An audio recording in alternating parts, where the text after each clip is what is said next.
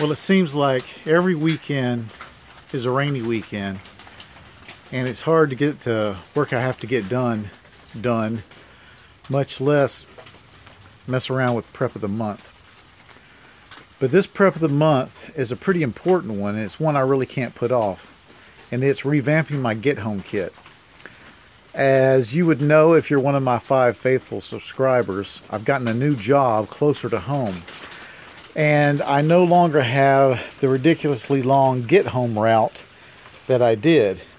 Now, instead of having to go from there to get home from work, I only have to go from there to there. Much better. So, my get home gear needs to change. This big pack and the other items that didn't even fit into the pack that I carried in the trunk of my car, much of it can go away, and I'm looking at a different pack, much smaller. Don't know which one yet. There's 2 up for running. So in the next couple weeks during the month of February, that's what I'm going to try to do. Revamp my Get Home kit and articulate to you what I'm changing and why I'm changing it. Now, the Get Home mission remains as it was, and that is to get home as fast as I can in the event of some calamity that prevents me from coming home my regular way in the car, traveling the highways, la da da da da. But when I was driving 150 plus miles one way to and from work, I realized that in the event of some calamity, I was not going to get home in one day. I was not going to get home in 2 days, or 3, or 4, or maybe 5. And therefore, I carried quite a bit of gear.